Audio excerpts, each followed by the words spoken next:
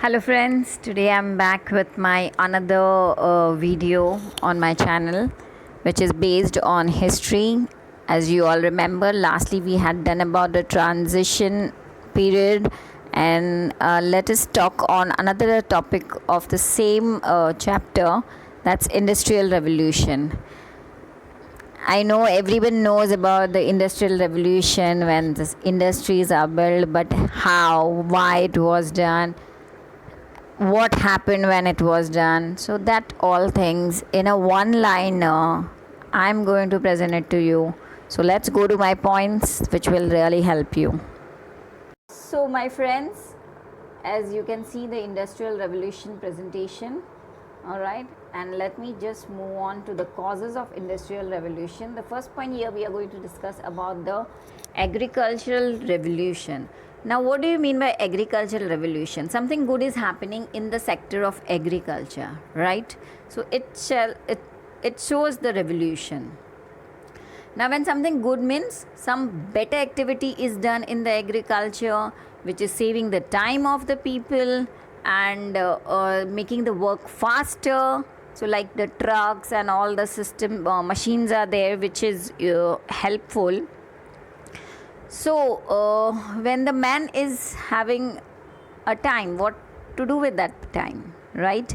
Or in a family, in a farmer family, 4 people are working on the same farm, but now the work with the help of certain kinds of machine has reduced, all right, and it's only 2 men are required to work. Then what about those 2 men who are remaining?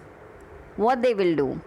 So now the farmer is thinking of working in the factories. So now there is a shift in the manpower thinking, that from agriculture activity now moving on to the industrial activity. Okay, so this is one thing. Secondly, the growth in colonization. Now what do you mean by colonization? As we you all must have heard a lot about this colonization. Let me explain you a little bit. When the Britishers came to India, they were just traders. But when they got the political rights, when they got the economic rights over our country, that means that India became the colony of Britishers. Similarly, there are Denmark's people there were certain places in India which was a territory of France, which was a territory of Portuguese. Okay, so even of the Denmark, as I said. So similarly, in Great Britain, of course, India was the major colony of Great Britain. So now what was the beneficial point for the Britishers because of this colonization? They were getting raw materials from these colonies. The raw material, like now the agriculture activities, as we discussed in the previous one, that it was reduced. In some way you can say that certain kinds of crops were not grown in Britain, but they were grown in India. So at a very cheaper rate, the Britain government was buying it from the country and taking it to the England. And what they were doing in the factories out there, they were making use of those raw material and coming up with the finished good. Now a finished good is there, what to do with those goods? You need to sell them. So again they were getting back in India and selling it in India. So for the Indian markets, now this thing was doing very well for the Britishers because they had their colonies even in Africa and at many other places.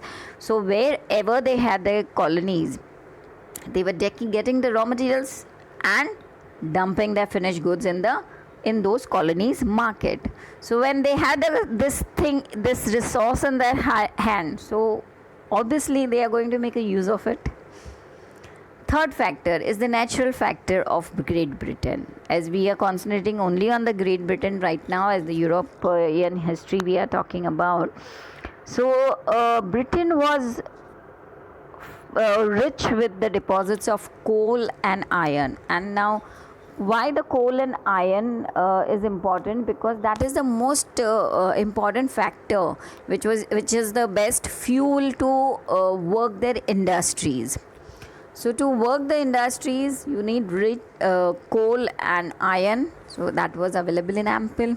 They did not have to go anywhere to get it. Fourthly, there was a stable government. Now, why we concentrate on the stable government? See, when a government is stable, they will promote the people to do invest in different businesses and do different things, trading activities or any activities. So even in Britain, the government was pretty stable, and they wanted people to invest in the industries. So they were giving a free hand to whoever wanted to invest in the industries. So this was the result. Upcoming inventions were coming, and people were like having a money to invest, so they were investing. So that is the reason why major factories came up in Britain. The last very important thing is new inventions. Yes, this was the era where you can see lots of inventions in Britain, and they were really appreciating those inventions. That was the most important thing. People invent, but if you don't appreciate, it is of no sense. But they were appreciating it, and they were making a use of it in the forms of starting an industries. So that was the great thing they did it. All right. So these were the reasons basically why they started the industrial revolution. Now when we talk about inventions, there are three sectors where you can see the ample of inventions. That was textile, transportation, communication. Okay. Now you can see one picture I have attached of an engine, which is a very old one. It's not a fancy train like what you get it now. So from that time they started, but it's any day better than the horse cart, right? Where the traveling transportation, taking the goods from one place to another was done in the horse cart. People were traveling from one place to another on the horse cart, but the train was much faster and much better. You can load more, right? To share with you all. Okay, let's move on to another part. Now, when you get something, you get a positive impact as well as the negative impact. The positive impact I have covered up into 3 points out here. One is the urbanization, very important point. Now up till now the rural areas were doing agriculture activities, they were quite happy with this. But now, as I said, that people started moving towards the factories. So factories was located in cities. Yes, it was located in the cities. So now cities are coming up because of the factories are built up there. Okay, so you can see it was prospering, it was developing. So urbanization was the major change in that time. Okay, and the why in your book as well as even I have mentioned, the Manchester was the most important city, because major textile mills were built in Manchester in this era. Alright, which was not seen it before that. Secondly, developments of roads and canals. Very simple way to understand that. Yes, the innovation, as I showed you, the engine was there. So obviously, what you will need? You will need the tracks. Alright, the tracks are there. If you are inventing a good car, the steam engine cars were introduced.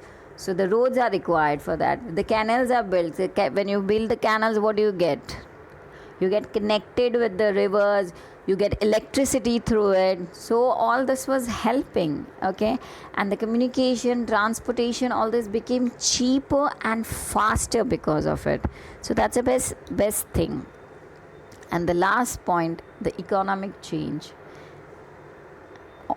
It's very obvious that from agriculture, people started thinking to investing in the factories, and there they were having a more share of profit. They were getting more, earning more, so that was more beneficial for them. And even the government was supporting all the investors to invest in the factories.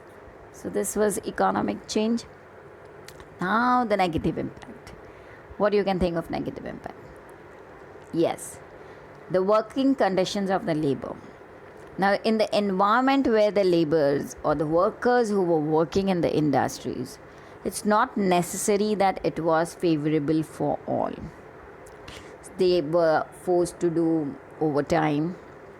There was no fix that in which shift they have to work. They even had to work day shift and then again on the night shift. So that was very painful. No good medical facilities or accommodation or the food or thing was provided. It's not necessary that it was happening in all the industries, but in few industries that was happening. So the most of the working condition was not favorable for the workers. They were not happy. Okay, they came from agriculture to here with the point of view that they will earn more, but it was somewhere they felt it's a mistake because they were not getting good conditions. Secondly, child labor. That was the worst thing in this. Even the small children who were under 10, under 14, especially under 14, they were forced to work as poor people did not have money, so they were like, okay, my child will go and do the work in the factory. And it's not that because they were the children, they were manipulated. They were not paid as they were paying it to the normal workers. So this how manipulation was done. So that the exploitation of the children was the worst negative impact of this industrial revolution. And there was no law to stop it. That is the worst thing that came up later on. And the last is the rise of socialism philosophy. Now, I am very sure was coming up the question, what is socialism? Now, socialism is a philosophy, kids, when, in a factory, investor is investing, he's getting the profits, all right. He is the only person who is getting the fruits of it, but not the workers. Workers are paid as much as services they provided. But with this philosophy of socialism, the workers also get the share of what the profit is done. And the investment is generally in this scenario is done by the governments, not by a particular person, or maybe in a joint faction with like government and some big industrialist, and they invest, and then the fruits are enjoyed by all the factions, the workers, the investors, and the governments. So this philosophy was coming up. Why? Because the workers were not happy. They saw that kind of work we are doing it, we are not getting paid that much. So the big philosopher of this socialism philosophy was a Karl Marx, and this situation is going to rise in what? A revolt, some kind of hatred, anger in the eye of people for government or for the investors, right? So this was the bad impact of industrialization. I hope that it's very simple and very clearly went in your mind. If you have any queries, you can definitely comment. I will try to answer to it. If you like my video, if you think it is helpful, please like it, share it, and subscribe. Thank you. See you till my next video comes. Bye. Take care.